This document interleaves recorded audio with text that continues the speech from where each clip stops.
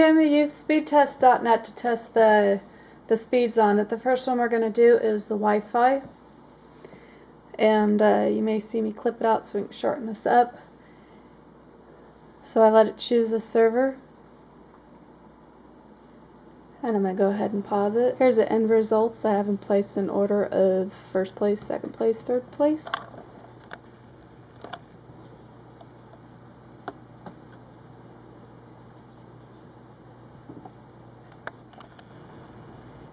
Alright, these phones are all on the 3G right now, including the Motorola Triumph. It is not the 20th, but if you know how to program your phone, you can do it. If you call in, they're not going to let you do it. They're going to tell you to wait till the 20th.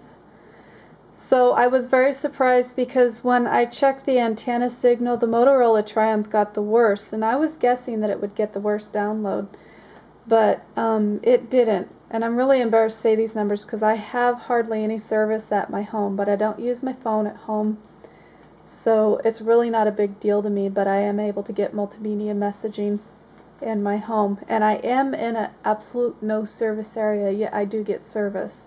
So here's the signal strength to show you again. This one's at 93, the Motorola Triumph's at 101, and the Samsung Intercept is at 91. For a hotspot, the LG Optimus does the hotspot. You just add a widget and you're able to enable the hotspot. With the Motorola Triumph, if you're coming from this one, no, you will not have the hotspot available to you. As you can see, it is not fully lit up green, and it is not recognized by any Wi-Fi device. Talk briefly on PC connectivity. With the Samsung Intercept, they do not offer 64-bit drivers. A lot of people have issues with it. Save yourself a headache and get a card reader. If you don't have issues, that's awesome. But even with the 64-bit and putting the debugging on or turning it off, it really makes no difference, especially those with Windows 7 64-bit. With the LG Optimus, you can plug in and go, works just fine, no drivers to install. No issues on Linux either. With the Motorola Triumph, when you plug that one in, it has drivers built in. You'll see it come up as a file, a setup file. You'll see it as a CD drive of 4.73 megabytes. If you were to open up my computer, you'll see that, and in there's USB drivers to install. And yes, even the drivers that install are 64-bit compatible. SmartBench 2010. I could not use 2011 because the Samsung Intercept froze anytime that I tried to start up the SmartBench 2011. So I reverted back to the old one. So let's go ahead and run these.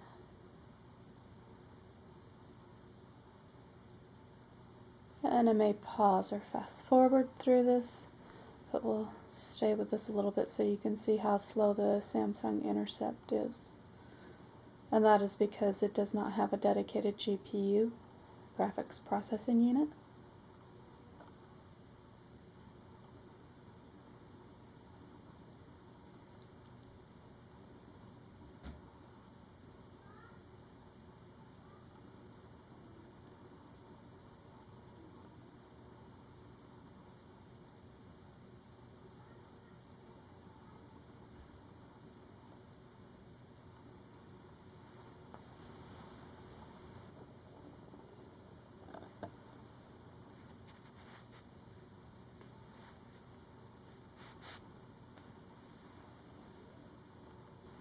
As you can see, much later, waiting for the Samsung Intercept to finish.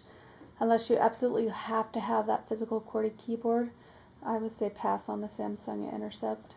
It is very slow, laggy, and this proves it right here. Okay, the benchmarks are finally done. We'll first start with the productivity index. The Intercept, even after the update, is 195. The Optimus productivity index is 551. The Motorola Triumph productivity index is 1229. The gaming index, even after the update, is 148 for the Samsung Intercept. The gaming index for the Optimus is 574. And the gaming index for the Motorola Triumph is 1690. Alright, next benchmark we're going to go ahead and run quadrant.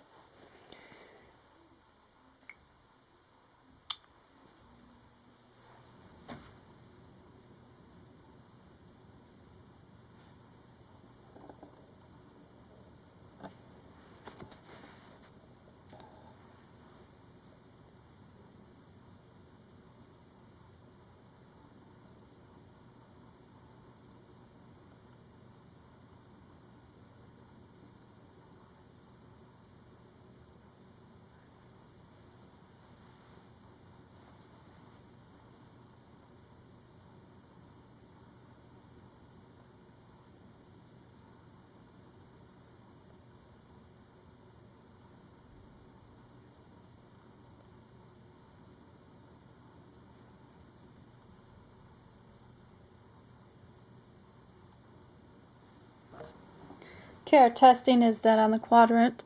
The Samsung Intercept got a 296, the LG Optimus got a 474, and the Motorola Triumph got 1774 on the test. And the Motorola Triumph will install Flash because of these two are pre-Cortex. They will not install Raging Thunder 2. It looks really nice on the Motorola Triumph. I have the sound turned down, and I'm trying to play it while looking through a camera.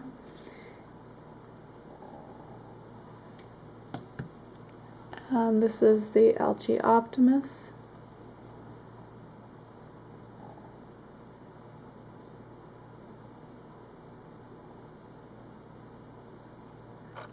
You can see the graphics show up.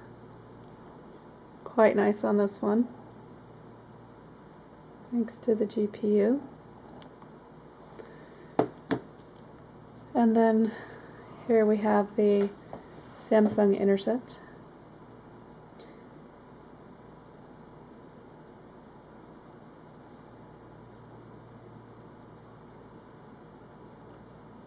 Now you can see the graphics on the Samsung Intercept. It doesn't have the built-in GPU, so it has trouble with the graphics. As you can notice, the colors are white, doesn't show the other stuff, and it barely plays the game. We're going to go over Netflix. The Netflix, it's a modded APK, will install on the Samsung Intercept, but when you go to log in, it logs right back out. There are some that are modded that you can get into it, but it does not play. It will not play on the Samsung Intercept at all. I've tried several different modded ones. With the LG Optimus, it installs. And here we have it on the Motorola Triumph. Now the Motorola Triumph is not supported by Netflix, so if you want to put it on there, you're going to have to use the modified APK. And on my Netflix settings, you can actually go in and set it what you want to stream it as, and I have mine set at 0.3 gigabyte per hour, which is the lowest.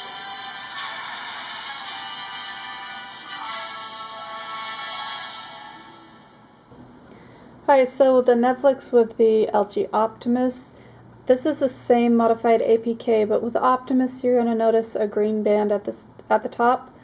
I haven't found any way around that, or any modified one that gets around that. I think it has to do with the screen resolution.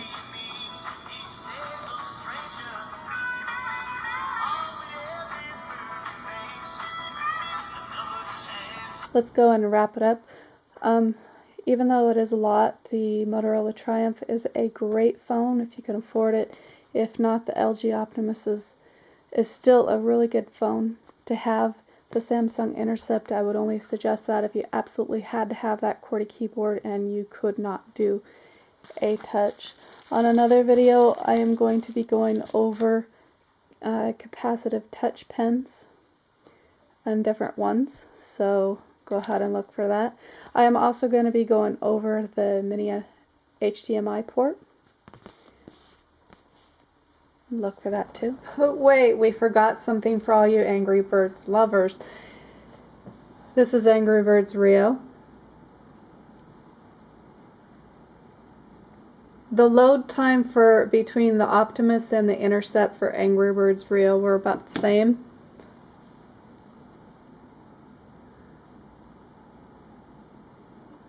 I do have the sound off. And the Motorola loaded Angry Birds twice as fast, for those of you who cannot wait.